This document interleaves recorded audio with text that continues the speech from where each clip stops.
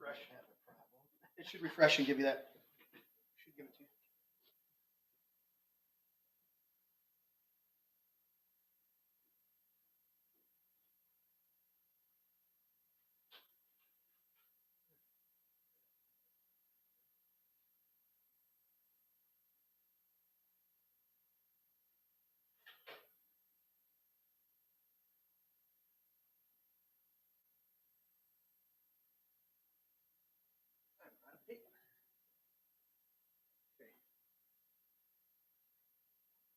Generally don't drop the first couple F-bombs until halfway through the show. However it comes about. You're right, exactly. Okay, I got to make one more print. Larry, you got a minute and a half. Oh, did you get me all printed out yet? 2 seconds. Where's my red?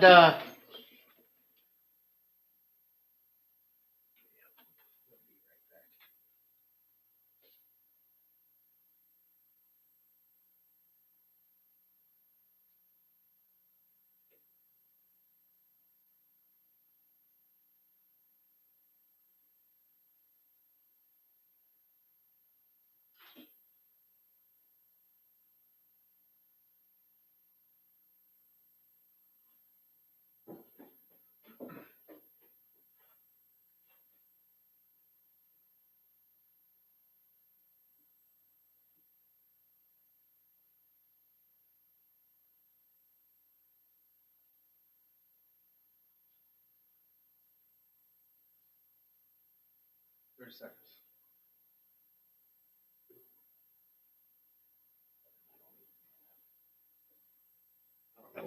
Get the double sheet, Larry. Sorry. Oh, here we go.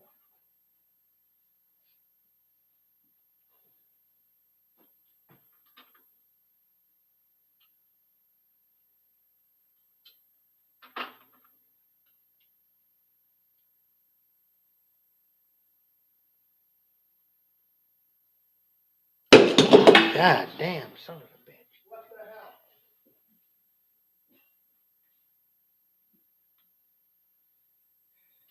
Yeah, cardstock, Larry. You get a double-sided sheet. There, 2 pieces. Here you go. All right, thank you.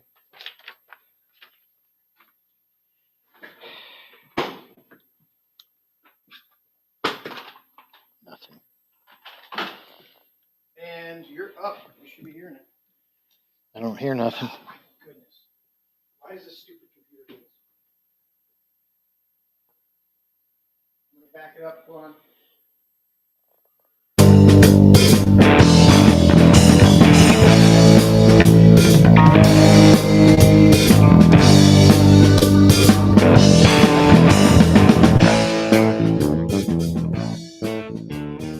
And now, live from the Man Cave, Studio B, deep in the heart of constitutional Livingston County, Michigan, this is a Tuesday night conversation. Sunday night conversation with Ryan Kelley. Yours truly, Larry Parsons, behind the scenes. And this is My Brain. And now, your host, Jeremy Scott Gibbs. Yeah, I'm here. All the things you prepare for, like a couple hours beforehand. Oh, of course. Of course. Which one is it? Oh, there we go. Did you get it? Got Okay. something going on. You prepare for everything, and then when you go live, you find out, yeah. For whatever reason, on that main computer that does the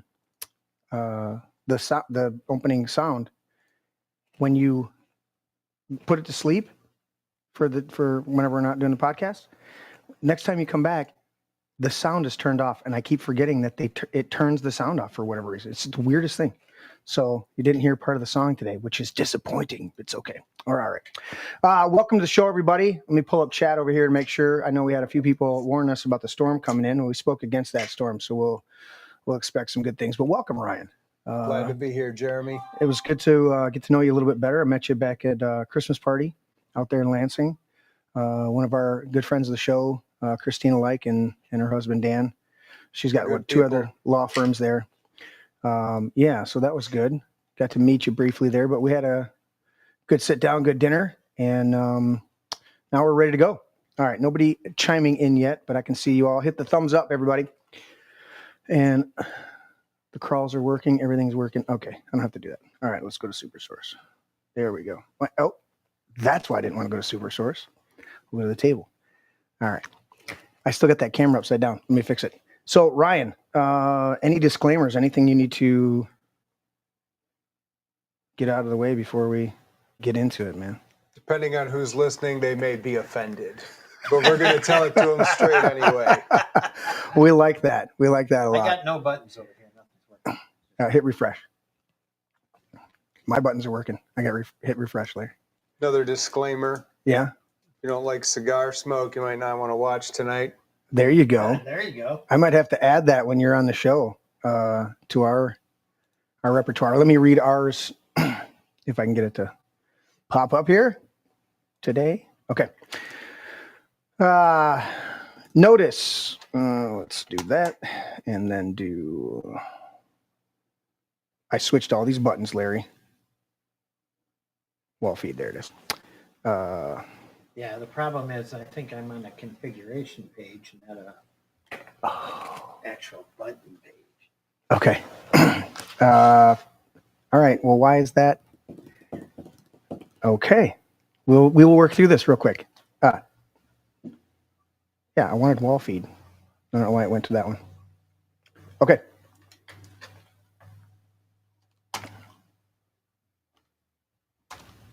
There. All right. Very good. Better. All right. That makes sense. Notice this podcast is raw, unfiltered, completely politically incorrect. And sometimes we got to blame the intern for the shit that doesn't work. We say Merry Christmas, Pledge of Allegiance, especially the part about one nation under God. We thank our troops for their service. Thank you for those in the audience. Thank you, Larry. Did you serve, Ryan? I did not. Okay. We just always got to double check because we want to give thanks. We only recognize two genders, dangle, no dangle. As adults, we enjoy adult beverages. For some of us, not Ryan, not Larry, just me. I'm enjoying adult beverage. We cuss, we do not curse or swear. We love Jesus, but hate religion and religious hypocrites. If any of this offends you, if Ryan's cigar smoking offends you, you know what you got to do. Switch to something a little bit more vanilla toast for you. Yeah, Mary Poppins might be. Larry, I got no touch. Hit that web buttons. Okay, there's the disclaimers out of the way. You're good on disclaimers. And I'll come back to all those boxes. the table, and I've got to switch my camera, so we're going to do that. Ryan, I want to start with a little bit of background, but dude, you're here because you were throwing the clink for January 6th.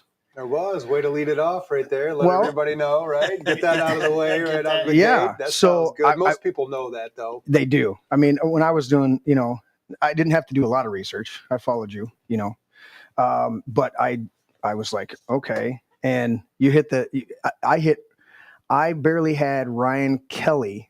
Like I was like KEL, and it was Michigan, Jan 6. It was like immediately the title. And I'm like, oh my goodness, dude. So Yeah, it was pre-fill a lot of Google searches when you start typing my name in. Yeah. For sure. Yeah. So a couple questions before we dive into it. You were actually at the Capitol? I was. Did you go into the Capitol? I did not. Okay. And we'll talk some more about that tonight, too, how all of this tied together. But no, I never went inside the Capitol on January 6th. And yeah, they still came after you. Yeah, they sure did. But we'll talk about why they really came after me tonight. And I have some interesting things to share with you on that. Larry, you got to stay on the table until I flip this microphone. Flip the camera over. See it? Yeah, sorry. I don't know why it flipped. Well, let's start with some of your background, business life, or let's start with business life. But we'll say you're father of 6 kids. I have 6 kids. Six kids. My wife and I have 6 kids. Any grandkids yet? Not yet. Not yet? My oldest is going to be 15 this year. Okay. So we got a a little bit younger of time left there. Yeah. All right. My youngest just turned 3 last week. Oh wow. Yeah. So okay. I didn't realize you were that. Yeah. There, Yeah. You're a little bit younger on that. So, okay. I get it. How many boys and how many girls? 2 girls, 4 boys. The 4 boys are the youngest. Okay. But they get a little bit taller. You'll be able to have a basketball team. Yeah. You'll be like the team captain. Oh, that's it. Yeah. That means the 15-year-old's a girl. Actually, I say that. That's right. Daughter. So You get one of the girls, if she's got really flexible hips, you could throw her in net and you could play a hockey. I I don't know what That sports you're is the into. favorite sport, hockey. But I'm a hockey goalie myself. There you Play go. at least twice a week, so Okay. I love it. Smile. What's I read a little bit, but give us a little bit of your background business-wise, what you've done, just that history, so people have a little bit of perspective, because you didn't really have any political. Did you have any aspirations before you really ran for governor? Not really, no. Okay. A lot of things that we all experienced during 2020 inspired a lot of kind of where that came from with the 2020 run for governor. Yeah.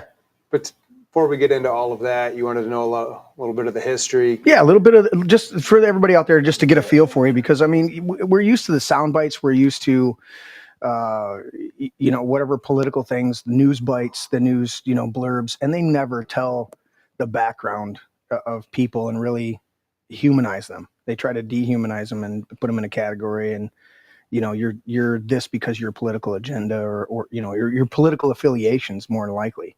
They don't even really dive into what your actual political agendas are. So I want people to know you before we dive into how the government went after you as a political persecution and tried to screw your life over, or definitely impacted you hugely. So it affected us negatively, more of my family even than we can talk about that here as the conversation goes on. Yeah. I started pretty much right out of high school. Okay. I did go to college for a short period of time for electrical engineering. Okay. And that didn't get too far, but I started working with AT&T. Okay. At that time, you might remember, was Ameritech. Yes, I do. I do remember. Mount Bell, and it was Ameritech. That was the 5-state region. I started working for them, and then it was purchased by SBC. I don't know if you remember that. I do remember all of them. Yeah. So I worked for SBC, same company, doing the same stuff. Right. And then AT&T name was adopted, and so I kind of, if you will, ended my career working for them right around the time that the real estate market crashed back in 2009. Yep. I had been preparing for wanting to learn about real estate, basically. We'll sum it up there. So I've been doing a lot of studying. I joined some different coaching programs, etc., so I can learn about real estate investing. Yep. Market crashed. I ended up buying several different apartment buildings and switching my career, basically. And ever since then, I've been in real estate in various capacities. Built a company there, was working with some guys that was putting together a franchise, worked on that for a few years. But now I really have, kind of shrunk down my scale, if you will, in terms of size. Okay. And I have my own firm, work with a couple other people, and work on commercial real estate mostly. Okay. Nice. Yeah. It's some big projects. Yeah, definitely. Lots of leasing. Okay. Sales. Yeah. I'm looking at getting into development myself. I've owned a lot of stuff, but want to kind of transition over into building some different things. So I got some things right now that are on the forefront, and I think if over the next 10 to 15 years, be able to really transition into that. Nice. Now you're located Grand Rapids. Grand Rapids area. Okay. How's the building out there? Still everything's expensive. Right. Everything's super expensive, and I don't see that changing anytime soon. Right. But things are still being built. A lot of the big cities, well, a lot of areas in general, but a lot of the big cities have been hit with a lot of their vacancies, huge vacancies in existing buildings and stuff like that, which is amazing to then see a lot of them still being built, and you're like, wow, this is crazy, Office especially has been hit hard because of the whole work from home phenomenon. Yeah. I think that's changing though. You're starting to see a shift where the work at home company, morale doesn't really boost the company to where it needs to go. And you're seeing a lot of people go back to work. So a lot of that office, I just got the other day, this was a message that somebody was looking for a 15,000 square foot office space. Okay. That's a big office. That is. Yeah. So I think you're going to see more and more going back to the office, some sort of collaborative working space, if you will. Yeah. So that I don't think those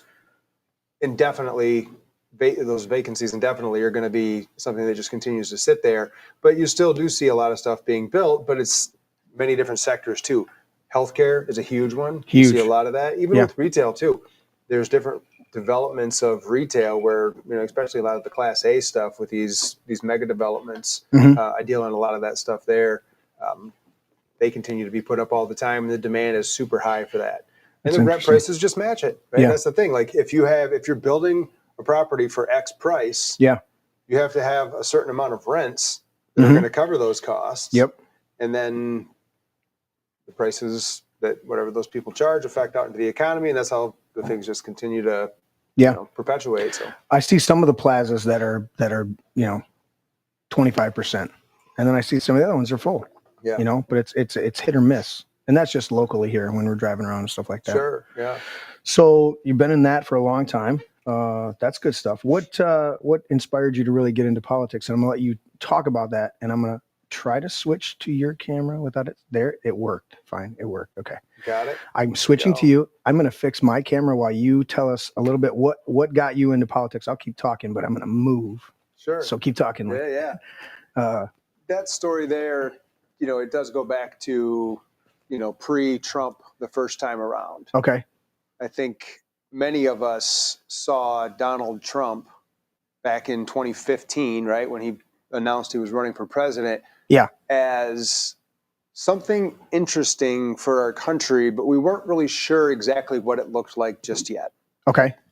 I know that I personally supported Trump from the time he came down the escalator at Trump Tower. Right.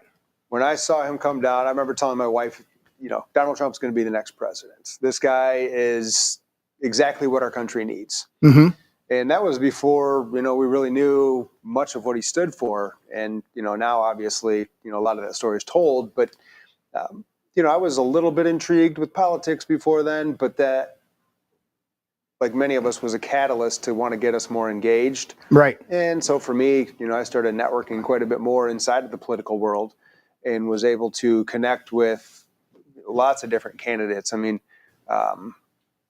John James, for example, is one of the guys that I knew from the first time he ran for U.S. Senate. I was talking with him before he even announced that he was running. Right. So, that was a lot of networking, I guess you could say. Okay. Getting to know people and, going to different events. And, at that time, Vice President Pence. Turned out to be such a winner, huh? Yeah, back in 2017, you thought totally different about the guy. Yeah. Well, they said, what was he? Governor? He was governor? Yeah, he was governor of Indiana. Yep. And then obviously the vice president under President Trump. And, now he's just kind of, the guy that everybody feels let down by, Yeah. Well, of course. Ridiculous. Continue, sir. Yeah. The story continues for many of us, what we saw happen in 2020. Mm-hmm. That shifted things, obviously, in our whole world. I mean, we could go on and on about what that personally did to each one of us, or what that did to our country, what that did to our state. But that, I think, just like many of us, got us really questioning what's going on in our country. Yeah. It woke a lot of people up. It did. And you had a leader that was behind the scenes, or not behind the scenes, that was on the forefront, that caused a lot of us behind the scenes to finally go, you know what, maybe I can do something on some level. And someone like you that decides, all right, did you run for anything before? I didn't know. So you just jumped into it. I didn't know if I really wanted to before all of that. Well, you were inspired by Trump, who never ran for anything. Sure. You're like, well, if he can run for president, I can run for governor. Yeah, and I don't know that that's the dots that connected. Well, I don't think it's an arrogant thing. I think I think it's a very practical assessment of the situation. A lot of people think that, well, if you're not in politics, then you don't, you need to build up. You should run for something local, and you should do this and you should do that. Sometimes we need somebody clear out of the blue that's done business, that's done life, that just steps up and says, you know what, I can do this job. And a lot of climbing the ladder in politics is what leads us to the career reasons we need Doge in the first place. Correct. Yeah. So, I didn't see that necessarily as like a path I wanted, like, gee, let me get a government job and let me just work my way up to, whatever, fill in the blanks. Right. But with 2020, I was one of the very first people that held different protests. Okay. And I know there was the what was it called, where they drove around Lansing, right? That happened. It was for the lockdown, the blockade stuff. What was that called, Larry? When everybody drove around and protested the blockade. Operation Gridlock. Operation Gridlock. Thank you. That's the name of Tuesday, it. I wore the I Survived Operation Gridlock t-shirt. That's right, you did. Yep, that was. Isn't that where we all met? Me, you, Mike Detmer, and everybody? It was either that or, because we held the rally right after that. Right. A couple weeks later, we were up at the Capitol. That was during stay-at-home orders, too. So think about that, Jeremy. The governor of the state tells everybody to stay at home. Stay in your houses. Right. And then I'm going to go have my husband go get the boat out. Right, exactly. So, myself, I was courageous enough at the time to say, no. Right. We're not going to do that, right? So we held the protest at the Capitol. We got national attention because all the people went inside the Capitol building, right? There was guys with guns inside the Capitol. Okay. Here's the interesting story that not too many people know about. And I have told this before, but it's not something that's ever widely broadcasted. And I did try to, when at the time it was happening, get this story out too. So we coordinated that with the state police. That whole event, we coordinated with the state police. Okay. And the state police actually invited us all inside. Okay. So the state police, as people were walking in the door, put your signs down, do this, do that. And it was something that was welcomed. And then the media, right? Because we talked about the media, they make it out to be this, insurrection. Right. And, they called it a dry run for January 6th, which is total bullshit. Yeah. Right? Yeah. So, there was that. And then we did several other rallies, and then you had the 2020 election and all the stuff that happened at the TCF Center and all the other suspicious activity and all these other states that happened, right? Mm-hmm. And, I was real active in that as well. We're holding the Stop the Steal rallies at the Capitol in December and all that. And, it was around all of that time there. It was around all of that when I was starting to really feel called to say, be a bigger voice than what you're doing here, because Gretchen Whitmer is a horrible governor, obviously, right? Horrible. And at that time, it was one of those situations where it's like, okay, we cannot have her for 4 more years. So I looked at it as an opportunity for the state where we can go ahead and make some big changes in our state, right? I think that was something that was on a lot of people's mind. Obviously not enough people's mind, I guess, because she ended up winning again, but that's suspicious all in itself. Yeah, that's the way I would look at that, as being suspicious. But January 6th happened, and I had already made the decision prior to that. It was just a couple weeks before that I was going to run for governor. But anyways, Washington, D.C., January 6th, right? And we can get into all that here in just a second. But so the media, it's all over the news that Ryan Kelley, because they tried to cancel me, right? The left was coming after me. They were trying to defame my business. They were trying to defame me, all of the stuff, right? You're a racist, you're a bigot, you're a homophobe, a transphobe. The list just goes on of all this stuff. All ridiculous stuff. Right, they got an IQ about as much as a grapefruit, right? So it's it's all nonsense. But the thing is they tried to cancel me as much as they could, but I wasn't going to let them cancel me, right? Because that stuff doesn't it doesn't bother me, because I know who I am. That's the thing, is if you're grounded and know who you are, they can try to cancel you, but sorry, you're not going to succeed. And really at that time, it even attracted a lot of clients to me, right? Which was an exciting thing, right? So all over the news, right? Ryan Kelley, right? January 6th, all these accusations or whatever. And so on February 1st of 2021, I announced that I'm running for governor of Michigan. And that took that whole story and then boosted that story and combined the two to who is this guy who thinks that he's going to run for governor, right? We think we have pictures of him at January 6th. We think that, he went in the Capitol, beat up cop, whatever, you know what I mean? They think all of these things. Right. And yet here he is trying to run for governor, somebody that, not too many people know. And then I put in the work, Jeremy. Yeah. And Larry knows too, right? I was all over the place in the state of Michigan, and I was serious about wanting to make sure that Gretchen Whitmer was not the governor the next time around. 100%. And I spent hours and hours driving all over the state, 80,000 miles or so, whatever it was, on my personal vehicle. Yeah. Driving all over the place. And that was before I even got a driver. Okay. And it was, events, 2 or 3 events, and then we'll go to the cigar bar, right? Go meet some people at the cigar bar. Yeah. Or, here's another thing that I would do too, Jeremy. I've been to a couple of those with you. Yeah, of course you have. I would go into just regular restaurants. Mm-hmm. Not even an event that we were having, and I would just start walking around introducing myself to people. Okay. I would talk to the owner of the restaurant, of course, and get permission and everything like that. Right. You don't want to be presumptuous. Yeah, exactly. So, but there was so much more support than what you could imagine. Of people who were like, "Yeah, that's sweet. Come on, start walking around." And you meet some people that are like, "Leave me alone." Oh yeah, of course. But most people were very welcoming, and they'd ask questions, they want to talk, et cetera, et cetera. So I start putting in tremendous amounts of work, time, effort, energy, meeting people, doing all sorts of stuff, and it started working, if you will. Yeah, you're starting to get some traction with people. Big time. The word starts to get out. And, then it's, Ryan Kelley's never going to get on the ballot. He's not a serious candidate. He's what's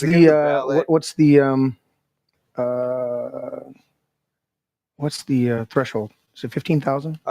You need to have 15,000 signatures. 15,000 signatures. Yeah. Okay. I was right. And you can turn in up to 30,000 of them. And you got quite a bit. We did. We got over 20,000, 22,000 or something like that. Yeah. Okay. So I remember it being that takes some legwork. I remember big time. I had a huge team that was helping me from all over the state, right? Okay. People started pouring in from all over the place that I didn't know, that wanted to help, they wanted to get involved. That's why you weren't thrown off the ballot.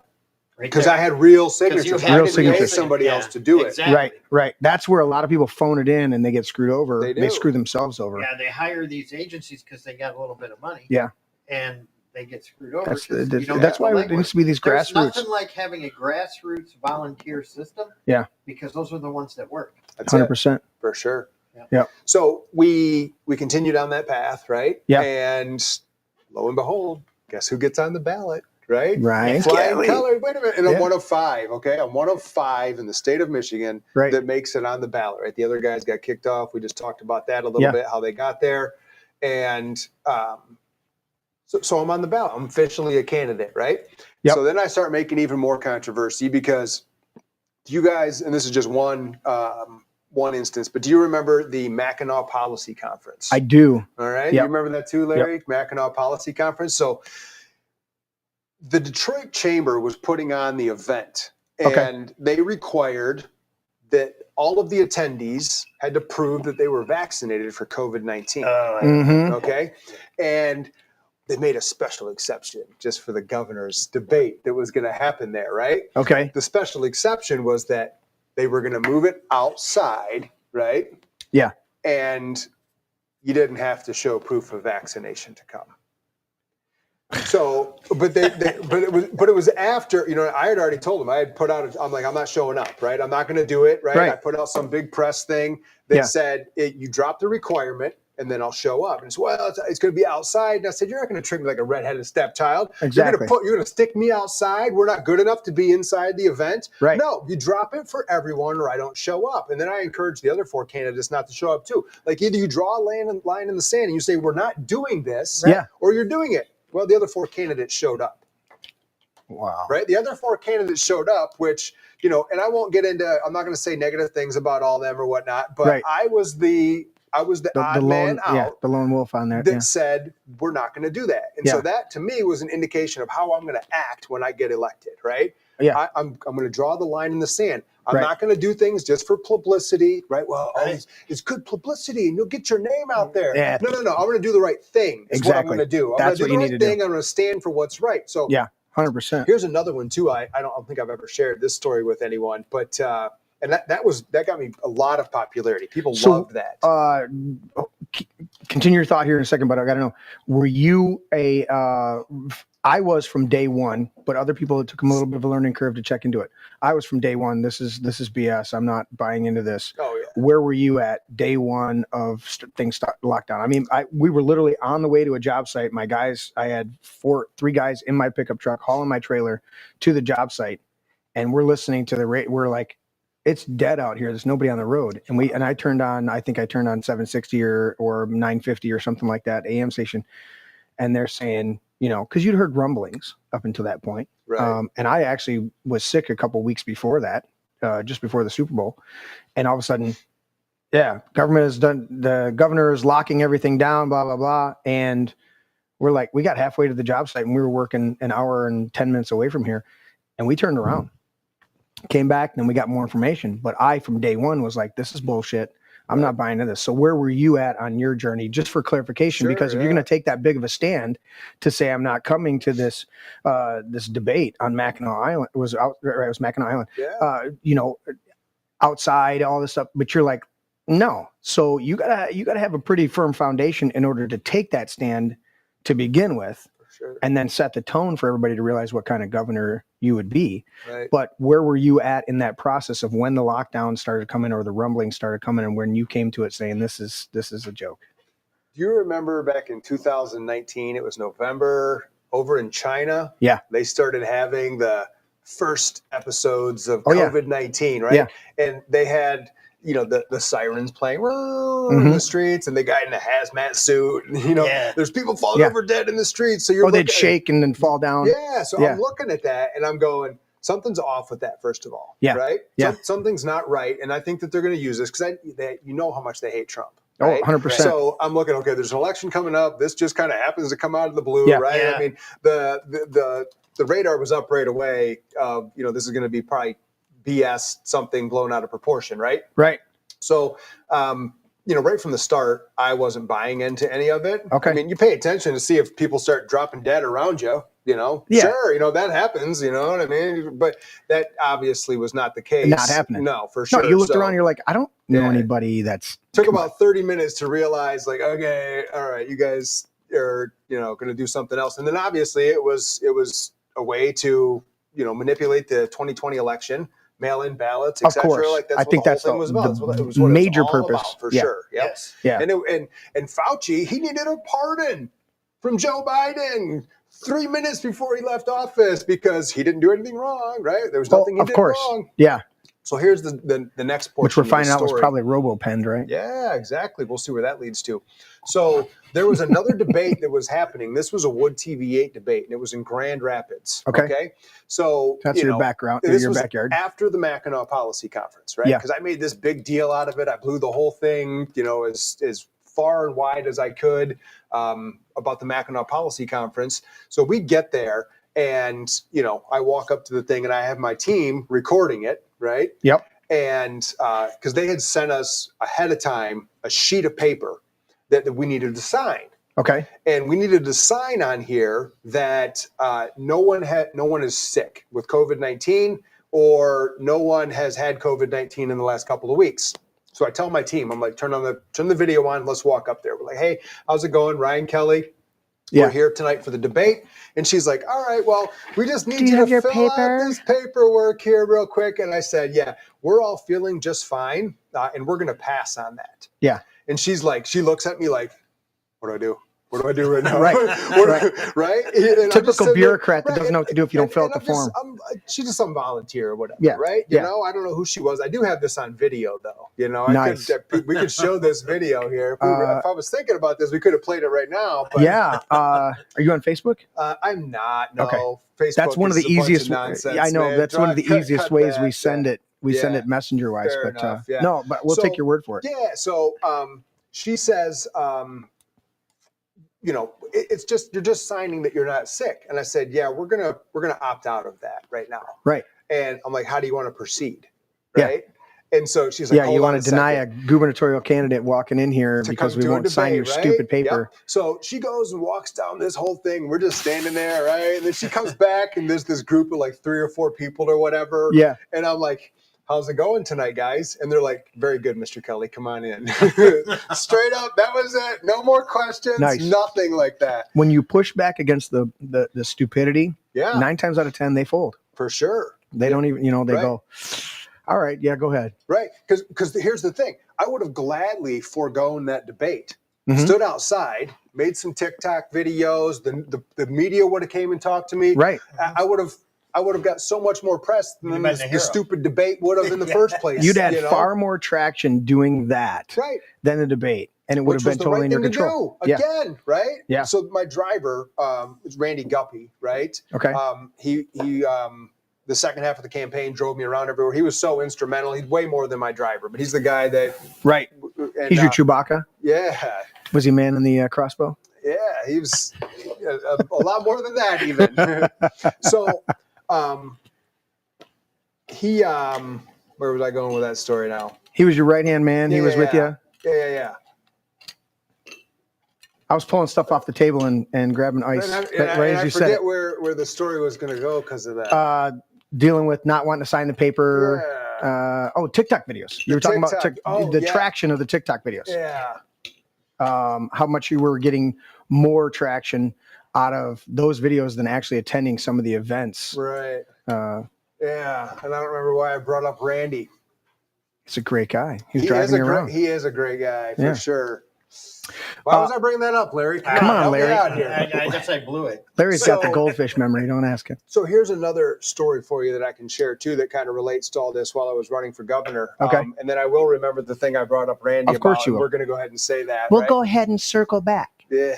Oh boy, we're not quite out of the woods yet, guys. Remember that? Yeah, I'm going to go ahead and circle back to that. You know, when you miss circling back with Raggedy Andy because now you've got the Cabbage Patch Kid running through there who goes. But look what we got now. I mean, this woman's incredible. She's 27. Beautiful. 27, and she just walks in there and commands the room. She puts those liberals in their place. Big time. She is so phenomenal. All right, continue this next story. So I like it. I love it. I was invited by It was a sheriff's department for which county? Shoot, it was a little bit up north. Doesn't matter. They invited me to come to the Women in Law Enforcement Conference. Okay. And this was a huge event. It was at Amway Grand Plaza. Okay. And law enforcement officers from all over the place, county, state, local. The room was packed out. Right. And of course, you know me, right? Mm-hmm. I'm there just walking around, talking to people. You're going to press the flesh, Peppy. Yeah. And I'm like one of the only guys that's there, right? Mm-hmm. But I was invited. I had my name tag. I had my little lunch token and everything like that. So guess who the first speaker for the event was? Take a wild guess. It wasn't Whitmer, was it? Yeah, Larry guessed it. So it's Gretchen really? Whitmer, okay? I thought, but then I'm like, that can't. Okay. Yeah. Did it smell like sulfur in the room? That's Hillary, bro. Yeah. I mean, they both smell like death, but go ahead. Yeah. So walking around meeting people, right? Yeah. Getting my coffee, having fun, talking to all these people, getting pictures with everybody. I mean, it was just a normal event. Hey, Ryan Kelley's here type thing, right? Right. And the show's about to start, if you will, right? Uh-huh. Started at 11 o'clock or whatever. It's 10:56, something like that, right? And this group of three ladies, all dressed out in business attire, right? Walk right up to me. Mm-hmm. Mr. Kelley, we know who you are and why you're here, and you have to leave right now. Wow. Whoa, right? So you got the pantsuit attack. Yeah. So, and she's like, I'm like, well, I was invited here. I got my tag. I'm in here. And she's like, we know why you're here. And she's like, my name is, whatever, with the state police. She's some upper level state police lady or whatever. She's like, you need to leave right now. And so I kind of looked around and I'm like, well, I have a choice right now, right? Mm-hmm. I can get a lot of publicity. I can make a big scene here if I wanted to, right? And probably not be the publicity that I necessarily want. Right. Or I can walk out of here and then I can go ahead and turn this into a whole thing myself, right? Yeah. So I chose to leave. Right? Okay. I chose to. You graciously backed out? Yeah. Now, was this was straight up personally where they didn't want you there? Yeah, because Gretchen Whitmer was about to walk out. Oh, okay. Because sometimes when they say you need to leave, maybe there was some militant. What do we call those? We don't want to use a sexual slur. Oh. Militant chicks that have misandry. A little bit of that. What do we call them? Misandrous. Women who like women. Let's say that there might have been some militant women who like women there that would, at a conference like that might have. Here's exactly what it was, right? And I don't have proof of this, right? But I'm not an idiot either, right? Right. Ryan Kelley is out there. Okay. This is Gretchen Whitmer talking, right? Ryan Kelley's out there get him out of here before I come out on stage. Oh, I'm on stage in 4 minutes. Yeah, I don't want to see that out guy of the room. Yeah. Right? Why is there a Republican candidate for my job? Right.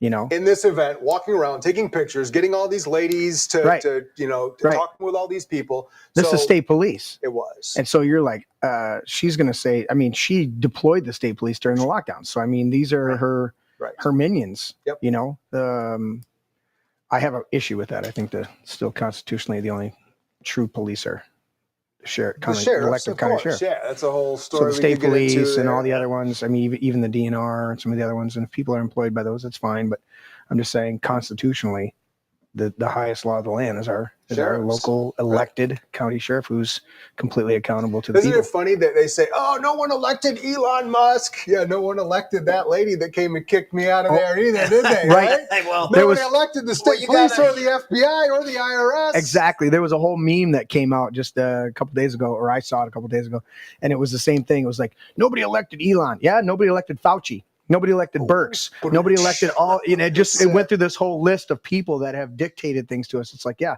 And every time Elon comes out and does a press conference, or Trump does a press conference with Elon's going, I discovered this, my team discovered that. We take it to the president. He looks at it. He makes an executive decision. Yeah, Elon Musk has no power. None. All he does is say, here you go. Yeah. We found out Americans were getting ripped President, off. We found this, Yeah. You know, you're getting hosed. Exactly. That's what he does. Yeah. It's like when I try and change something on the show and you smack me down. This is true.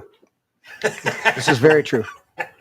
Oh my goodness. They weren't warning. I wasn't reading, but we were getting an alert on the phone here that there is actually a severe, we can hear the rumblings. Good. Severe weather. So if we Mary and Bob probably watching the show. Are you guys chime in if you guys are watching the show too? You're sending me a text directly. Oh, there they are. Yep. Yep, there they are. Hello, Mary and Bob. Tornado heading our way. Check your radar, Larry, over there. Yeah, it's getting bad out there, Dino.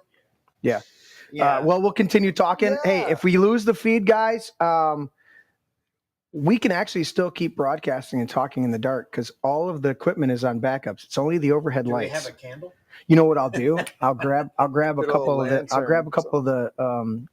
the battery powered they're construction lights with I'll throw those on the table. Anyways, all right, Ryan. So you're getting booted out of this and you're like, you know, it comes back to, doesn't it, that there's no bad publicity. I mean, if you do something, when they say there's no bad publicity, you have to say that in the context of there is bad publicity if you're a piece of crap. Oh yeah, it's good rain. It is. I don't know if anybody can hear that in the in the microphones, but that's good. It'll pass quick. It ain't gonna be gone. Yeah. Yeah. Destructive 80 mile an hour winds. All right. Well, this is the windows are all up, right? We got all the windows are up. I think we'll be fine. Yeah. So I get booted out of this place. I go and make a TikTok video right outside. Right? Okay. The doors are right behind me. I'm like, Gretchen Whitmer just kicks me out of this event. The door, and I tell the whole story. Bam, goes viral. Right, all over the place. What does that do? It draws even more attention to me, and it lets everybody that's following me, it lets me know that I'm an even bigger threat to Gretchen than what I thought in the first place. Right. She's got to kick you out. There's something going on. For sure. Yeah. You know, and by threat, I mean taking her job. Right. Let's clarify that. It's pretty bad out there. Holy cow! Everybody's running. It's going bad. Hopefully, there's no tornadoes coming. That'll you know be what? bad. I'm going to go to. Sorry, Ryan. We love what's conversation. I'm going to go to that shot right here. Oh, that's overhead shot. Sorry, cave shot. That what's going on outside? Yeah. Let's go. Well, we're looking at that